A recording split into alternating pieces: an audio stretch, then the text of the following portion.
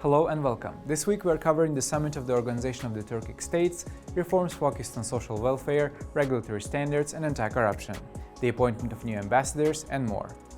Uzbekistan expanded its trade relations to 190 countries, reaching a foreign trade turnover of $48.2 billion between January and September 2024. Imports amounted to $28.4 billion, exceeding exports of $19.8 billion. China and Russia remained the largest trade partners, with shares of 18.7% and 18%, followed by Kazakhstan 6.2%, Turkey 4.5% and South Korea 3.1%. Uzbekistan concluded a 14-month negotiation with the US for World Trade Organization membership support. The US is the 21st country to back Uzbekistan's bid.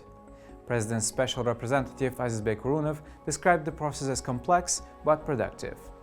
Recent WTO discussions include agreements with Brazil and Sri Lanka on market access. Uzbekistan and Afghanistan will hold a third round of Koch-Tepa Canal negotiations in Tashkent. Special Representative Ismatullah Ergashev emphasized Afghanistan's primary right to Amu Darya water usage. The canal, completed in October 2023, could alter Central Asia's water distribution, affecting Uzbekistan's supply. In the first 9 months of 2024, Uzbekistan recorded 693,900 births, with the gender distribution of 51.9% boys and 48.1% girls. Urban birth accounted for 49.5%, while rural areas saw 50.5%. Gender distribution remained consistent monthly with minor fluctuations, indicating a balanced demographic growth. Uzbekistan identified 177 billion Uzbek sums in budget overspending and illegal expenditures, per the accounts chamber. Additionally, 395 billion Uzbek sums in potential risks were mitigated. Control measures led to the prevention of 54.5 billion Uzbek sums in excessive spending and the discovery of 3.6 trillion Uzbek sums in new revenue sources. Uzbek Foreign Minister Saidov and South Korean counterpart Cho Tae-yul met on November 4 to discuss collaboration in high-tech, green energy and smart agriculture. Building on President Yoon's June visit, the leaders focused on implementing joint economic and regional projects. Uzatom and China National Nuclear Corporation overseas held talks on nuclear energy collaboration at Expo 2024 in Shanghai.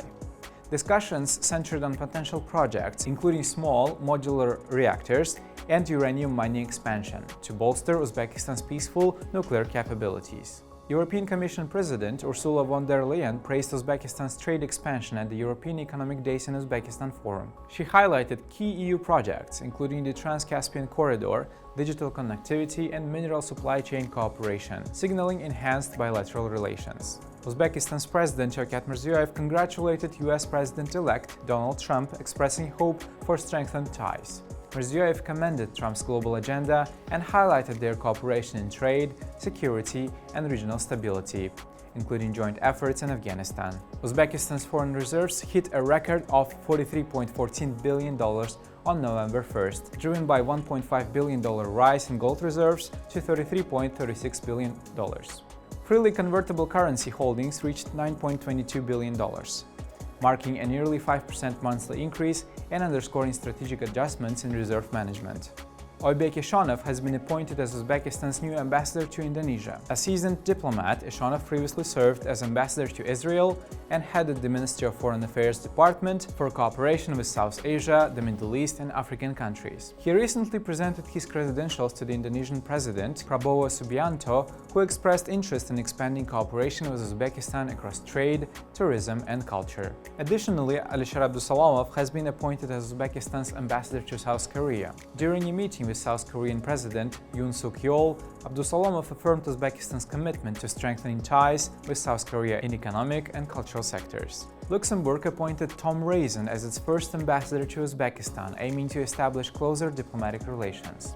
Uzbekistan's Foreign Minister Bakhtiyor Saidov welcomed Raisin in Tashkent and discussed plans to deepen trade and legal cooperation between the countries. Perhaps the highlight of this week was the 11th summit of the Organization of Turkic States, held in Bishkek, Kyrgyzstan on November 6. It focused on empowering the Turkic world, economic integration, sustainable development, digital future and security for all. Heads of states, including Turkish President Erdogan, Hungarian Prime Minister Viktor Orban and leaders from Azerbaijan, Uzbekistan, Turkmenistan and Kazakhstan attended. Uzbekistan's President Shavkat Mirziyoyev, upon invitation from Kyrgyz President Sadir Japarov, attended the summit. Discussions centered on enhancing multilateral cooperation, political dialogue, trade, investment partnerships and cultural exchange. The summit concluded with the adoption of joint resolutions, including the Charter of the Turkic World, a strategic initiative proposed by Uzbekistan. President Mirziyoyev condemned violence in Gaza and Lebanon, especially against civilians, and urged for an internationally supported resolution to the Israeli-Palestinian conflict. Advocating for an independent Palestinian state, he also addressed the Afghanistan situation, proposing regular dialogue to support Afghanistan's integration into regional economies. He also highlighted the importance of social and infrastructure projects in the country. The OTS summit also marked the signing of a memorandum to establish a Council of Central Banks to enhance cooperation on monetary policy, financial stability, and financial technology among the member states. Uzbekistan has announced a series of reforms focused on social welfare, regulatory standards, and anti-corruption. President Shavkat Mirziyoyev has approved new social protection measures to prevent poverty-driven family separations and support low-income families. The government will prioritize family-based care for vulnerable children and cover daycare costs for children under 3. Uzbekistan also plans to expand adaptive sports programs and modernize rehabilitation centers. New laws restrict unlicensed traditional medicine and psychological services, aiming to protect citizens from unauthorized practices. Penalties include fines and detentions, with psychology services regulated to ensure qualified care. The government has implemented penalties for unauthorized training sessions, with fines for unlicensed self-development activities designed to influence public values. Starting in January 2025, private citizens are banned from keeping specific wild animals in captivity or using them in circus performances, with these animals limited to licensed facilities only. New criminal penalties address bribery in sports events, imposing fines and imprisonment for both participants and organizers found guilty of corruption. That's all for today. See you next time. Bye.